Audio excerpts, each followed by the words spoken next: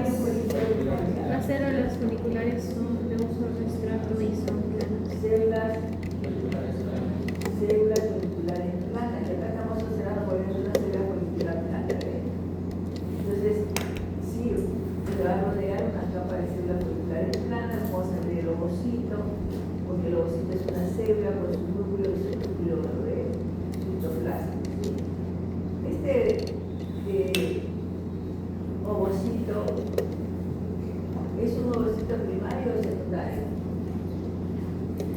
No, primario. Primario, ¿sí? Bien. ¿Por qué es primario? Por la zona folicular. O sea, ¿se completó la primera división meiótica? ¿Sí? ¿O no? No se completó, ¿no? ¿En qué etapa se quedó de la meiosis? En la profase. Entonces, estos ovocitos que están formando los folículos primordiales son ovocitos primarios, ¿sí? Ovocitos primarios, ¿sí? Entonces, vemos ahí varios de gran cantidad de folículos primordiales, ¿no? Todavía no hay diferenciación de los folículos, ¿sí? Y en esto también se ve una celular que se ve bastante similar, ¿verdad? Es para que comparen con el ovario y vean cómo es esta madura. Igual como observamos también el testículo de niño, bueno, sí, ¿no? Vimos células terminales primordiales, vimos las células sectorimayoritarias, ¿sí? En verdad todos son bien el folículo primordial, las células foliculares que están, células planas que lo rodean a esos.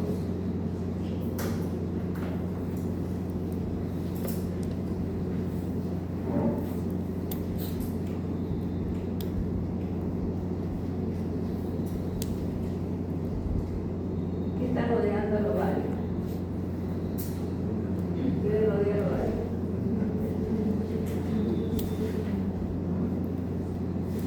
¿Tendrá un epitelio? ¿Cómo se va a llamar el epitelio? Epitelio germinal o germinativo, ¿no? Entonces, vamos a decir, retiramos el epitelio. ¿Qué más? Debajo del epitelio, ¿qué debemos encontrar? La túnica angina. Este es un ovario y que hay cuerpo ducto ahí. Al costadito y esto el cuerpo. Entonces vemos ahí casi un pequeño sector. Todo esto corresponde a la zona cortical. Donde vemos los folículos ováricos es la corteza ovárica, zona cortical del ovario. Entonces vamos a ver si notamos por ahí el epitelio, si se desprende. Pero sí están notando ustedes una capa bastante delgada aquí debajo de lo que esto de aquí, esto de la célula túnica angina, ¿ves?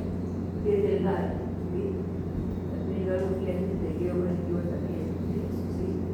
Luego ya vamos a ver desde esta zona para hacia adentro, todo eso viene hacia la zona cortical, ¿sí?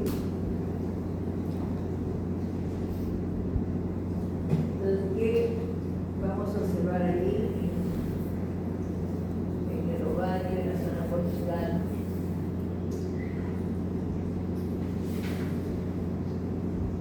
Miren cómo se ve el estroma.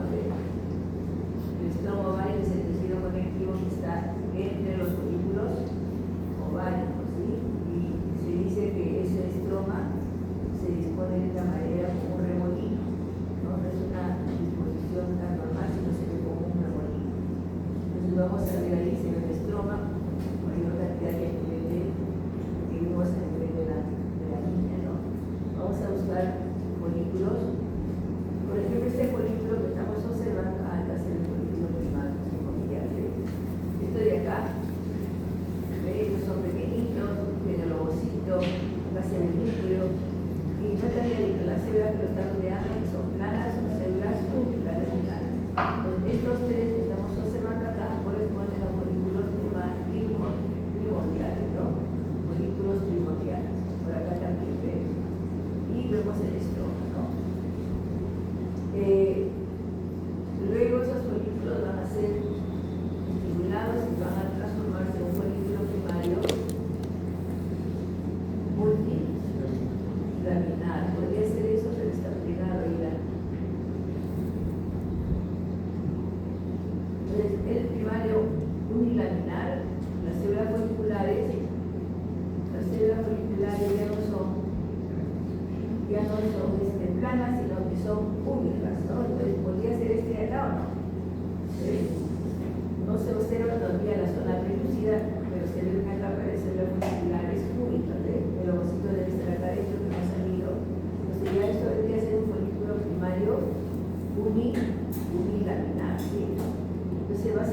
aumentando, proliferando las células foliculares, llamadas también después células de la granulosa, ¿sí? Por ejemplo, este de acá, ahí ven dos folículos de este de acá, ¿qué folículo sería? De acá. Este ya debería ser un folículo primario multilaminar, ¿o no? Sí, multilaminar, que tiene varias células, ¿no? De la granulosa, acá separando el estroma de la célula de la granulosa en una membrana basal de la cilíndrica, y las células que están dispuestas así cápticas, ¿no?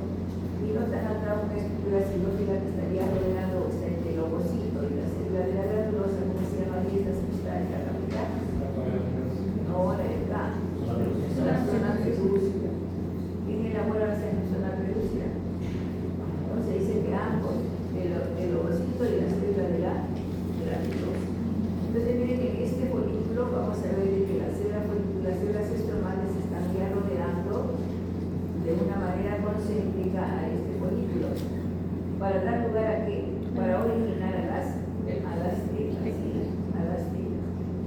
Y luego tenemos este folículo un poco más grande que está tendiendo a ser secundario, ¿sí? Está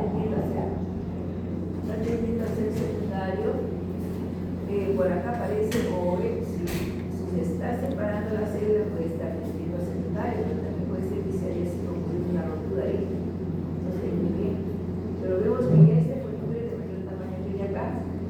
Ven ustedes que este folículo tiene dos zonas pelúcidas, quiere decir que dos ovocitos. Cuando vemos así dos ovocitos, a veces vemos tres, ¿qué idea le da? Que ese ovario podría ser de un animalito o de una persona humana.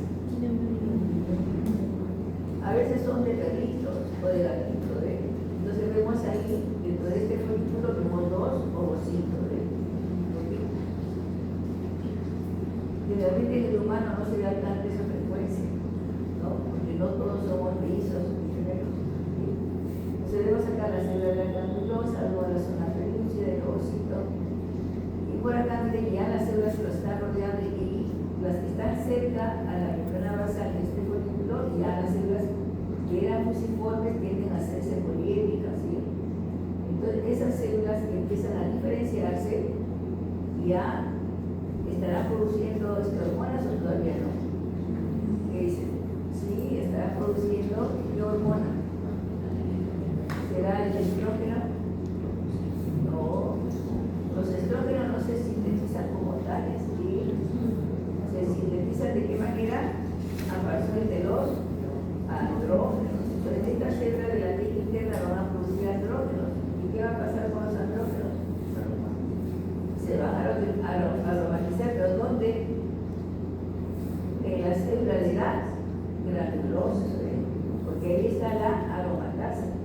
Y la aromatasa lo va a transformar en qué?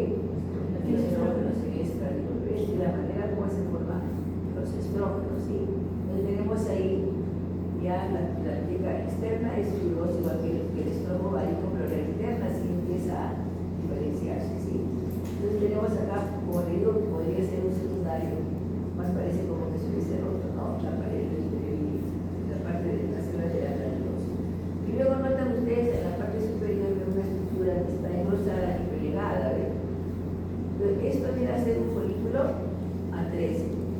Y lo que ha quedado de esa degeneración del folículo es la membrana pelúcida que se ha engrosado y se ha plegado. Entonces, ya no vemos la célula de la granulosa, ya degenera, pero lo que queda y persiste es esto de acá. La zona pelúcida engrosada, plegada, dando lugar a un folículo A13.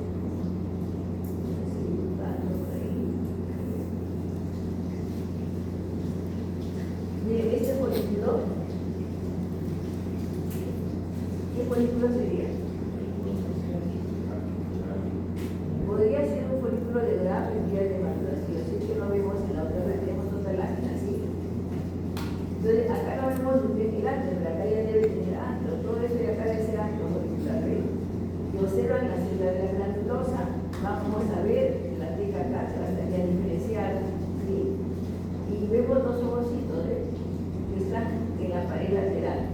Entonces, por podría ser ya por eso un folículo de la en vías de maduración o terciario. Si no vemos otro terciario, podríamos considerar este como terciario porque estamos observando que el ovocito está pegado a la pared. ¿Sí?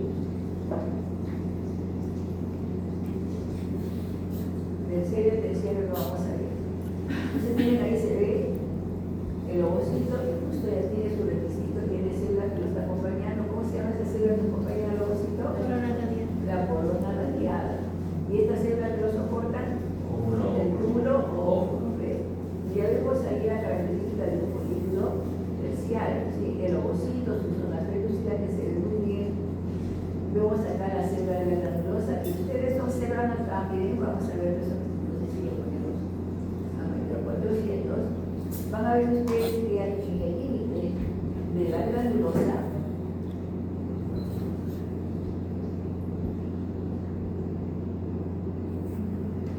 van a observar células que ya están modificadas, y no vamos a ver si se ve por ahí.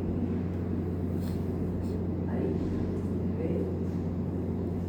Notan que las células que eran así fusiformes, miren cómo se han transformado, en células políedricas, se llenan también de líquidos. Entonces, esto tiene que hacer célula de la teca interna, de la teca interna y de la teca externa, que sigue siendo igual. Entonces, las células se modifican, se llenan de líquidos, ¿no? Desarrollo del líquido relevante y desarrollo va a ser desarrollado. Entonces tiene la característica de las células que producen esteroides, es decir, hormonas, ¿no? Y estamos viendo que si están elaborando hormonas libres de los andrógenos, porque en esta primera fase del ciclo que está diferenciándose los folículos, qué hormonas están produciendo así, ya elevando su cantidad. ¿Qué hormona? ¿Qué hormona ovárica? Y también es una zona muy vascularizada, la zona que está en la teca, la zona de la teca interna, las células estamos viendo ahí, ¿sí? Células de la granulosa y estamos observando las células de la teca interna, ¿sí? Y el otro ovocito, ¿sí? Entonces sí podríamos considerar que si vemos esto de acá, pues se ve muy bien, ¿no? Un folículo terciario.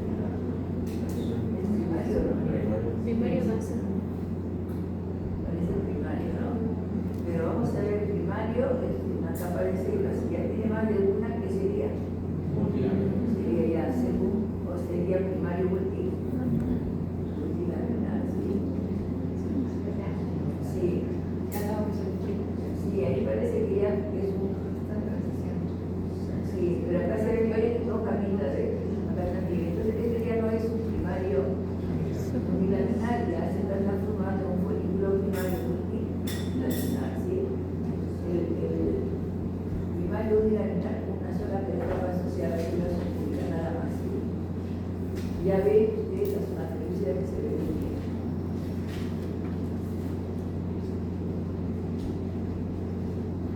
Y ahí con el folículo tésico, todavía se ve células de la granulosa, miren acá, entran células, a veces macrófagos, en la parte interna ya se ve bien la zona pelúcida ya bastante grosada, todo este folículo atrésico. Es probable que estos folículos que estamos observando atrésicos son folículos de repente primarios multilaminares, porque estamos observando todavía algo de folículos, ¿sí?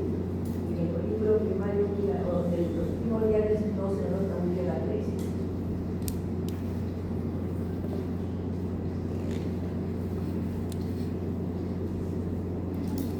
Ahora vamos a ver otro, igual que hay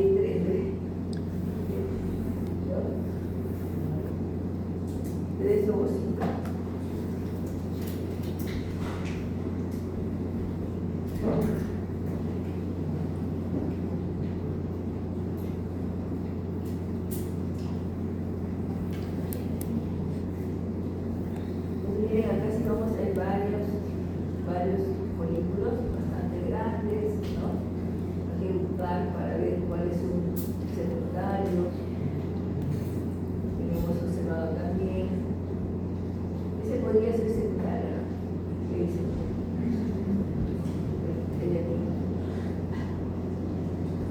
es terciario?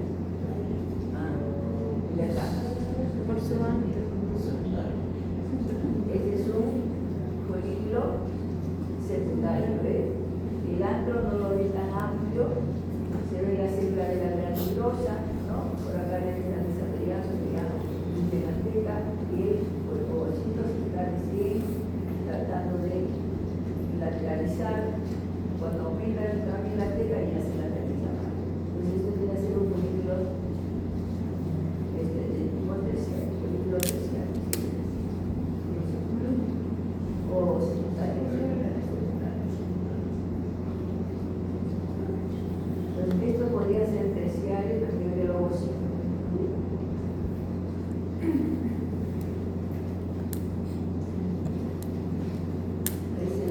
Acá tendríamos a ver el epitelio.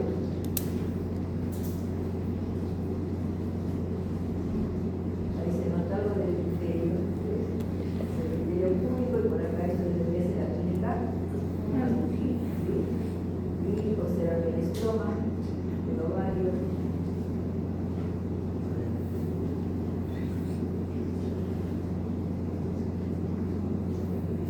Acá por ejemplo, bien ahí, observan el ovocito, ¿no? Acá, esta pegada para el lateral podría ser el folículo de la, ¿sí? Claro, estos folículos son prácticamente folículos de la vía de maduración, porque el folículo de la es mucho más grande, ¿sí? Y este de acá sigue siendo secundario, ¿eh? Los dos de ahí son secundarios, el otro del corte no ha salido a la calidad.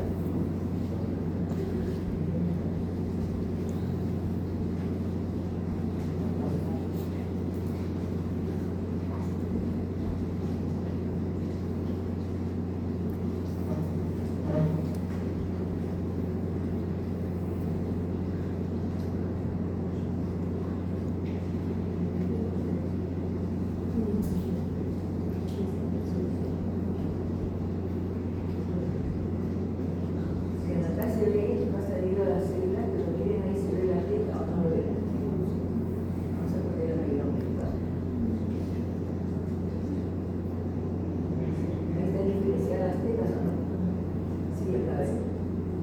Y las células eran así fusiformes, miren cómo se han transformado. Unas células poliédricas. No vemos ahí las células de la granulosa, ¿verdad? Sino que ahí del folículo. Este de acá será un folículo real. Será secundario o multilaminar. ¿Qué dice? A ver.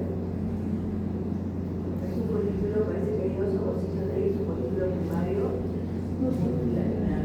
Es multilaminar el tamaño, ¿no?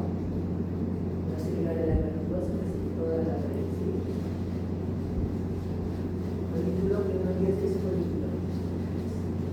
Ven ahí. El folículo.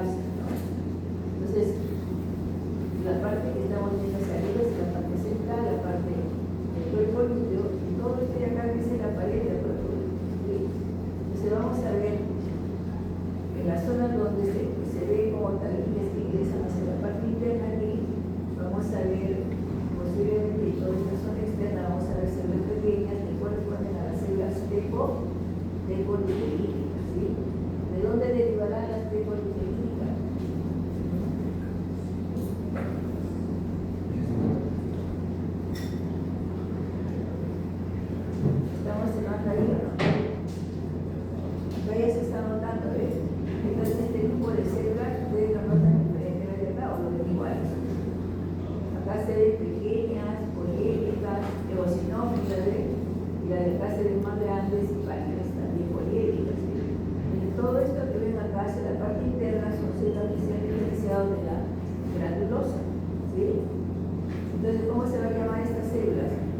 Granuloso derivan de la granulosa, y las pequeñitas que vemos en la parte externa, ¿de dónde se han diferenciado?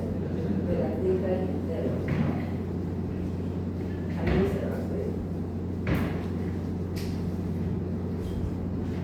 Ahí estamos observando las células, miren ahí son células pequeñas, eosinófilas, y neuronófilos, por eso se ve el eosinófilo. Miren de acá, miren hacia las células granuloso-proteínas, ¿no? Son las células que forman el cuerpo que estará produciendo con la presencia del cuerpo lúteo, el ovario.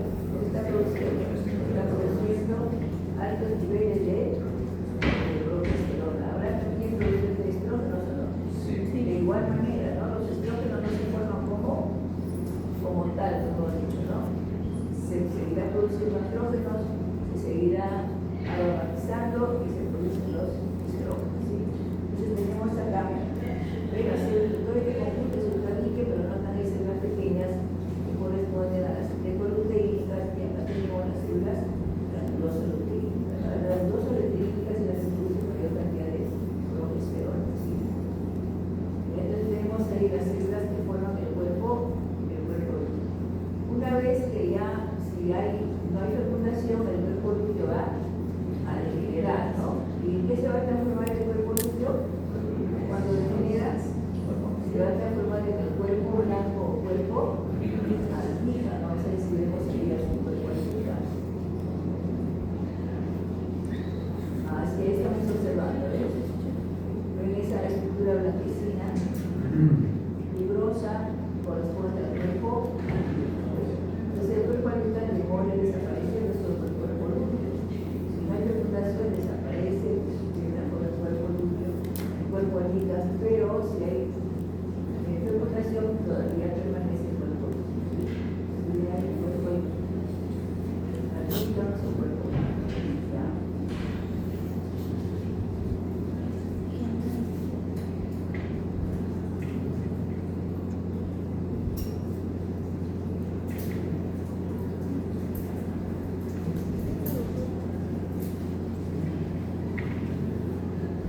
Vamos a ver ahora el oviducto, con la tropa de falopio, con la tropa uterina.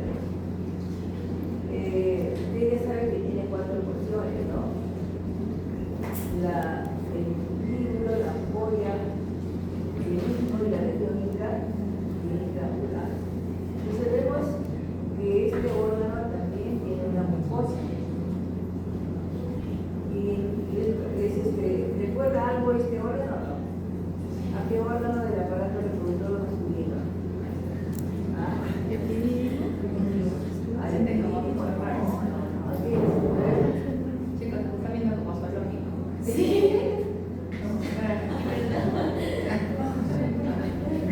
Hay más opciones, chicos. Ya, entonces, miren, ¿a qué órgano le parece? ¿Recuerda del aparato reproductor masculino? ¿Ah? ¿No le recuerda? Epidídimo, producto de mente, róstata, resistencia seminal. ¿Ah? ¿A la red de teste? No, a la vesícula seminal. La vesícula seminal, ¿cuál era la característica? Tenía pliegues. Tiene pliegues, tenía mucosa así.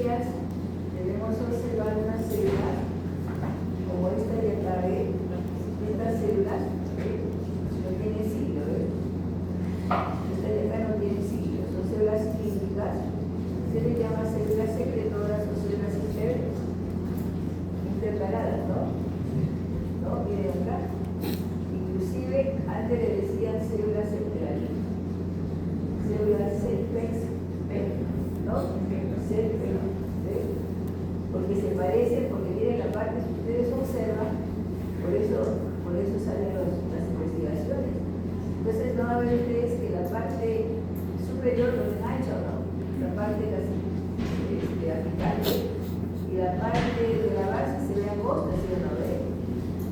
Entonces le dieron así, ¿no? Células que se parecían a los claritos, células secretoras que son más oscuras. Las células más claritas vienen a ser las células ciliadas, secretoras, Entonces vemos ahí que el epitelio del oviducto o de la trompa de Fallope, ¿sí? A veces se observa como que las células están secretando, porque son células secretoras. Entonces acá tienen las células ciliadas y las células secretoras, ciliada, secretora, ¿sí? Y vemos ahí que es muy diferente el epitelio que nosotros hemos visto en la vesícula seminal, ¿sí? Entonces sí, tenemos pliegues también. Eso acá se recibe. Ciliada, secretora, tenemos bien visto células ¿sí? Células intercaladas. Entonces tenemos ahí los dos tipos de células, los pliegues. Estos pliegues son bastante pronunciados, que le dan ampolla y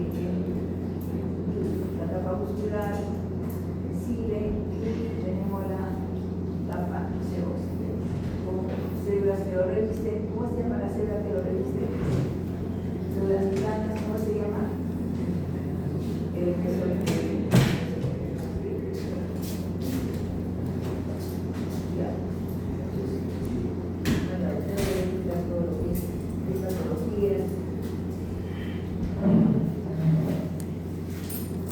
Muy bien, vamos a ver entonces patologías del ovario y patologías también de la trompa uterina. Esta primera es una entidad que hasta hace 3 semanas era conocida como síndrome de ovario poliquístico, pero justamente ha habido un congreso de la Federación Internacional de Ginecología y Obstetricia y ya se veía venir, ¿no? Que en realidad se veía que muchos pacientes con la clínica característica de este síndrome no tenían síndrome del ovario, pero tenían hiperandrogenismo, tenían alteraciones laboratoriales, o sea, la poliquistosis no era necesariamente un requisito. Por eso hoy en día se ha cambiado el nombre de este síndrome. ¿Alguien sabe cómo se llama ahora? Síndrome de ovario metabólico Poliendocrino, ¿no? Es el nuevo nombre de esta entidad. Pero para fines de tu examen, me imagino que ustedes van a considerar poliquistosis ovárica o síndrome de ovario poliquístico, que es poliquístico.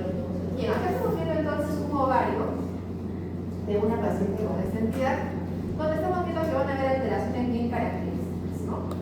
Vamos a empezar hablando, por ejemplo, aquí por ejemplo, ¿a qué nivel estamos del ovario? ¿Corteza o médula? Médula, ¿por qué? La vascularidad, ¿no? Estamos acercándonos al hilo probablemente, miren, por eso hay abundantes vasos. ¿Y qué encontramos en la corteza del ovario normalmente entonces? Folículos, ¿y qué más aparte de los folículos? ¿Qué es eso, por ejemplo, que está ahí?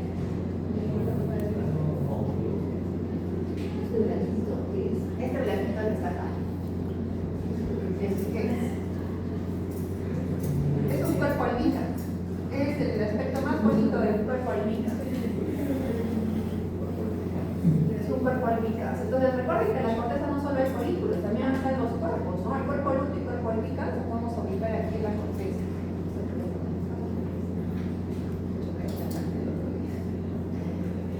Entonces es un cuerpo almita, ¿no? Entonces, bueno, estamos recorriendo nuestro ovario y vamos a ver que en esta entidad hay algunas alteraciones características.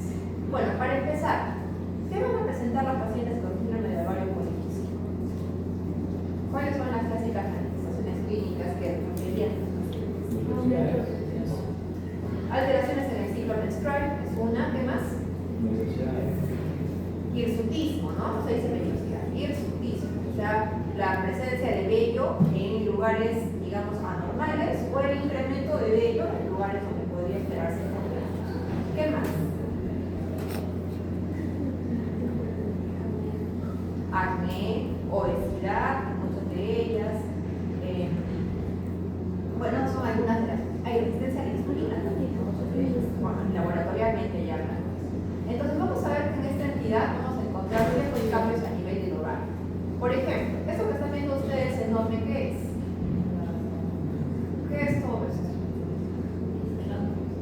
folículo ovárico, pero que está dilatado quísticamente, ¿no? Miren, parece un quiste enorme.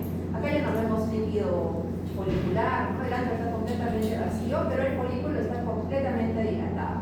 Entonces, ¿qué vamos a encontrar en esta entidad? Vamos a encontrar una poliquistosis, o sea, la presencia de múltiples quistes foliculares, o sea, folículos dilatados quísticamente.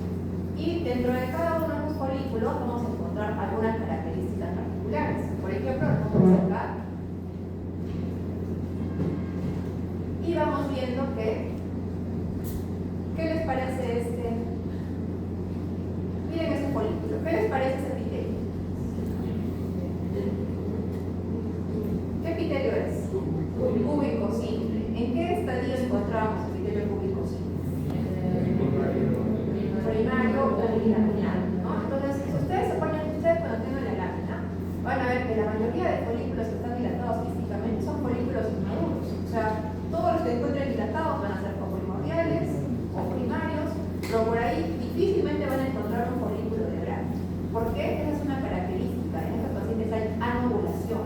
O sea, pocos folículos llegan a completar su maduración como para ser ovulados, ¿no? Por eso hay alteraciones estructurales en estos pacientes. Entonces, nuestras células foliculares, alias células de la granulosa, ¿cómo estarán aquí? Disminuidas o todavía, digamos, inmaduras, ¿no? Porque todavía no tienen o no están formando varias capas. Y más bien, lo que se va a englosar acá, que no se ve muy bien en esta imagen, pero que teóricamente debe estar bastante englosado, es la tela interna. La tela interna va a estar englosada. ¿Y qué decía la tela interna? ¿Cuál era la función de eso? La producción de andrógenos. ¿Y qué hay justamente en este síndrome? Hiperandrogenismo, ¿no? Entonces, eso justifica esos hallazgos laboratoriales en estos pacientes. Eso justifica el hirsutismo, por ejemplo, el acné también, si no hay la transformación. O sea, hay una granulosa chiquita, que ustedes saben que está transformada el andrógeno, y hay una teca engrosada, ¿no? Está media fibrótica también esa teca. Todo parece teca externa. Entonces, bueno, esto es uno de los tantos folículos. Pero por ahí, si vamos viendo los demás, para curiosear, vamos a ver que la mayoría, vamos a ver a este que está aquí. La mayoría están conformados por un epitelio. O sea, no vamos a ver una granulosa en capas, laminar, ¿no? Como veíamos en otros estadios foliculares. ¿No? Ven que está haciendo cúbico, ¿ven? No se diferencia muy bien, pero sigue siendo cúbico. Y finalmente, ya saliendo de los folículos, sino en el resto del ovario, vamos a ver que usualmente la cápsula ovárica está también fibrótica, engrosada. O sea, la cápsula está ahí. Bueno, tampoco se ve muy marcado en esta lámina, ¿no? Pero teóricamente debería estar un poquito más engrosado. Entonces, esta es una lámina de una poliquistosis ovárica o ovario poliquístico, ¿no? Ya ustedes saben cuál es el nombre actual de este libro. Saben que la medicina es dinámica y en realidad en sus libros todavía está el nombre que en paz descanse, ¿no? Ovario poliquístico. Pero ya, como les digo, hace 3 semanas o un mes, no más, ha aparecido este nuevo término. Es una patología multidisciplinaria, ¿no? Que la ven ginecólogos, endocrinólogos, nutricionistas, es más compleja de lo que parece. Bien, entonces, eso en relación a esta lámina. De ahí vamos a ver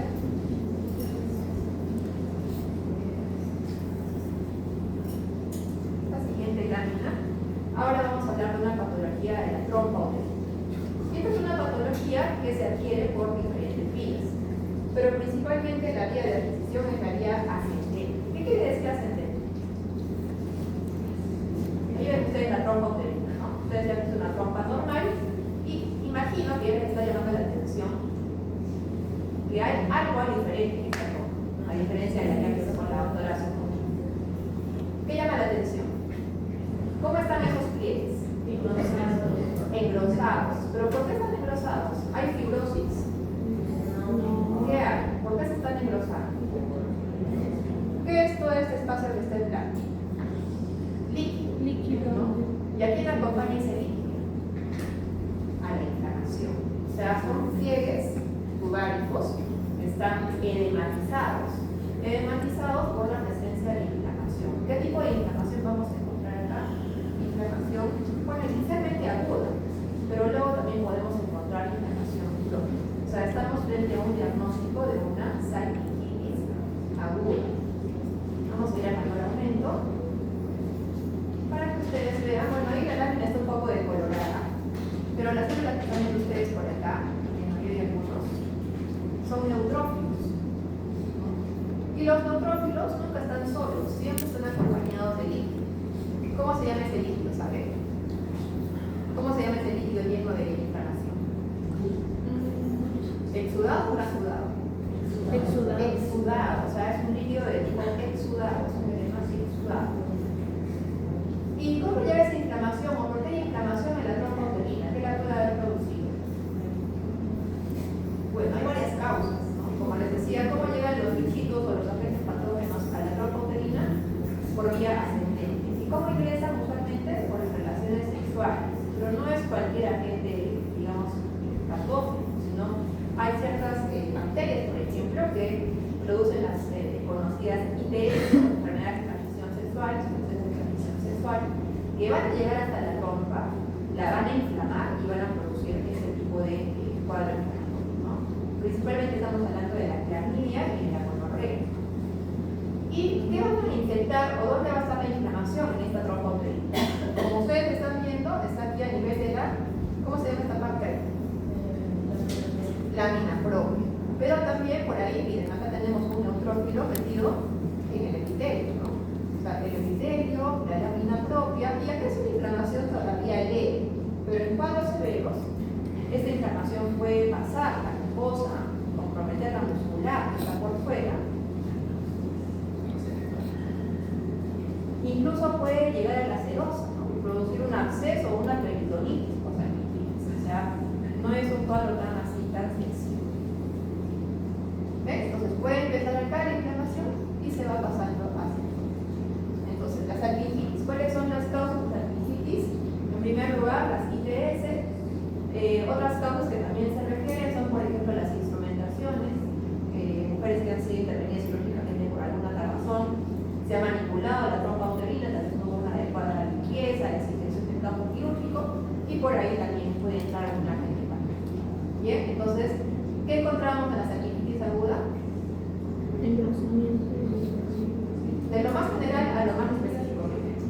¿Cómo están los pliegues de las fuerzas? Edematizados, es una mejor versión, ¿no? Edematizados e inflamados. Y la inflamación compromete desde la epitelio, la lámina propia, y si es severa puede comprometer todas las variantes de la trompa. Bien, esta es una lámina entonces de una salpingitis aguda. Bien, ¿no? No es normal. Ustedes se acuerdan de la etiología de la trompa normal, cómo se veían delgaditos los pliegues, ¿no? Que incluso se parecía mucho a los de las vesículas seminales, pero este engrosamiento que están viendo ahí sí es bastante normal. Incluso comparen, ¿no? Este pliegue de por acá, por ejemplo, con este pliegue de acá. Entonces, por favor, repito, para otro momento.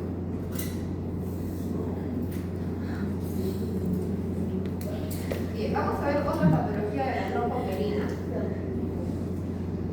Pero ahora es una patología que afecta a la mujer en la gestación. Es considerada una patología que produce hemorragia en el primer trimestre del embarazo. Estamos hablando del embarazo ectópico. ¿Qué es un embarazo ectópico? Es un embarazo fuera de la cavidad uterina. ¿Y en qué lugares puede haber embarazo ectópico? En el abdomen. ¿Dónde más? Hígado, muy bien. En el hígado también. ¿Alguien ve Grey's Anatomy? Sí.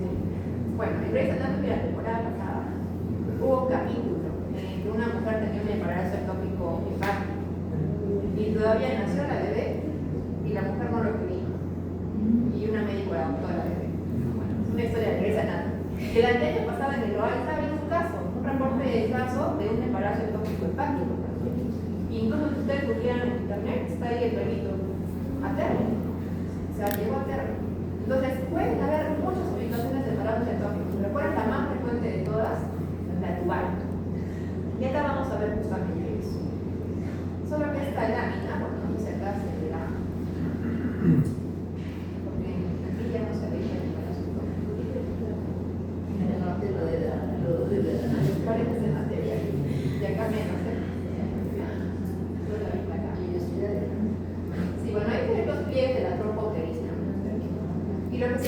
a ver en el embarazo ectópico es entremezclado con esos pliegues, la presencia de hemorragia, que sí la estamos viendo por acá, ¿no? Miren cómo están de hemorrágicas los pliegues de la trompa, están hemorrágicas y con fibrosis. Y entremezcladas con estas deberíamos ver vellosidades foliares, ¿no? Que en realidad son fragmentos de placenta que recién se está formando, o sea, el inicio de la placentación, entremezclado con la trombopelina. Acá no se ven vellosidades, pero lo que se está viendo, Sí, ¿no? sí, se está viendo unas células como gigantes, con múltiples núcleos, que es el citoplasma. Y estas células que tienen un edema, es una célula de citoplasma claro, que están formando unos grupos grandes, son deciduos. O sea, es un tejido que se va a formar al inicio de la gestación. Usualmente pues debería estar en el endometrio, ¿no? O adherido al endometrio, donde se da la implantación, pero acá lo estamos haciendo a nivel de la trombopelina. ¿Qué tejido es el fortalecido? ¿De qué? ¿Qué tejido es el fortalecido? Porque el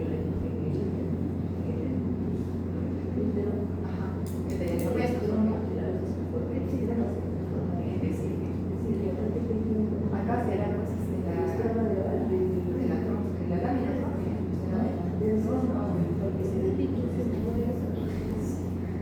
Pues para esta lámina les voy a mostrar las diapositivas, porque ahí sí hay una imagen bien bonita de un típico embarazo ectópico. Y lamentablemente también por la coloración de la lámina, tal vez los voy a confundir un poquito más. Pero al menos la clínica, ¿no? Estas son mujeres que están totalmente perfectas. ¿Cuánto mide la trombopelina? ¿Tienen ustedes idea? Una trombopelina, ¿qué tan larga es? ¿Han visto en anatomía? Tiene más o menos como 9 centímetros de largo, pero de ancho no es muy gruesa. Mide hasta 0.8 centímetros exagerando. Entonces, imaginen que dentro de ese tubito que es la trombopelina hay una gestación. Y ese producto está por gestacional va a ir creciendo. ¿En qué semana va a pasar que crece tanto que va a reventar la trompa? Más o menos entre las 8 a 10 semanas de gestación. Y es ahí cuando esta mujer, que tenía una prueba de embarazo positiva, pero que juraba que estaba en el útero, va a tener un dolor muy intenso y sangrado. Se le hace una ecografía y ahí tenemos peritoneum. Es una emergencia obstétrica, porque la mujer se puede morir porque se sangran tanto, está perforada, ¿no? Que va a haber toda una complicación más. Entonces, esto es un embarazo ectópico, una patología. Miren, todo esto es decido, ¿no? Todo esto es decido. No se ve acá velocidades, pero esto es decido. Ya lo vamos a ver. Doctora, ¿y en el hígado cómo llega a término? ¿En el hígado? En el hígado cómo llegó a término la embarazo? Esa es una muy buena pregunta. La verdad que yo también tengo que realizar.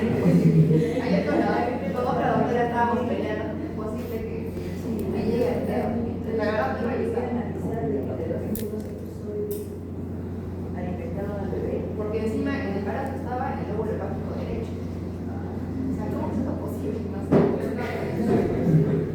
Pero existe. O sea, existe para que sepan, para que no las agarren. Por ahí les hacen la broma. Ustedes dicen, no, ¿qué va a hacer? No, sí existe el embarazo ectópico hepático. Y finalmente esa patología que vamos a ver, en realidad la deberíamos haber hecho la próxima semana. Porque es una patología del cuerpo uterino. Pero la vamos a ver ahora también. Estamos hablando de los lenomiomas. Lo que están viendo ustedes acá es la parte más externa del útero, que se llama la senosa uterina o también llamada perimedio. Y aquí, más o menos, se ve un punto de separación o un punto de anclaje, ¿no? Miren acá, hacia la izquierda tenemos la serosa, subserosa, y hacia la derecha, tenemos esta tumoración. Acá tenemos una tumoración, porque todo esto ya es un tumor, todo lo que están viendo acá es un tumor. Un tumor conformado por una proliferación de músculo liso, ¿no? Liso, ¿cuál es el prefijo que se usa cuando es liso? Leyo. Cuando es músculo, mio. Por eso es leyo-mioma, ¿no? Una tumoración de músculo liso. ¿Cómo es el músculo liso? Normalmente, ¿cómo es una célula muscular lisa? ¿Qué forma tiene? ¿Cuántos núcleos tiene? ¿Cómo es una célula muscular? Ahí están viendo varias. Son células alargadas o fusiformes, con núcleos alargados, o también se describe que los núcleos tienen forma de cubo, ¿no? Como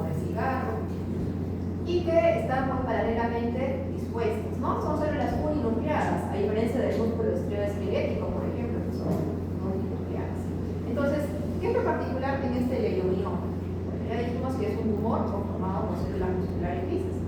Pero miren cómo estas células están formando como unos remolinos, ¿no? Están así como que tendiendo a remolinarse o a entrecruzarse entre sí, ¿no? Ese aspecto arremolinado es característico de los glioblastoma. Miren acá también cómo se están como arremolinando, ¿no? No se ve una uniformidad en esta disposición, sino se ve como que están así queriendo girar. Y el grupo. Y en grupos. ¿No? Sí, esa disposición en remolino es característica. Ahora es un tumor no encapsulado, ¿no? Si ustedes se dan cuenta, sí hay una separación del resto del útero, pero no es una cápsula ganadera, es una pseudocápsula. Ya que estamos viendo. Ahora, ¿qué tipo de manifestaciones van a tener las mujeres que tienen un glioblastoma? Bueno, para empezar, el glioblastoma puede tener diferentes ubicaciones. Puede estar en la superficie del útero, o sea, estar subseroso, puede estar metido en el endometrio, o sea, intramural, o puede estar debajo del endometrio, que es submucoso.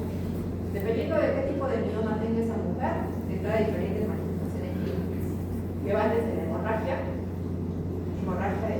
transvaginal, obstrucción, por ejemplo, obstrucción intestinal, porque el mioma es tan grande que aprieta el intestino y esa mujer está obstruida, o sea, parece el estreñimiento, por ejemplo. Y en el caso de una mujer gestante que tiene un mioma, por ejemplo, esto es causa de abortos, porque ese tejido funciona como un marcapaso ectópico que desencadena grandes contracciones en esa mujer. Entonces, este es un glioblastoma uterino, que es un tumor benigno de músculo liso. Músculo liso sin atipia, ¿no? No vemos células grandes, monstruosas,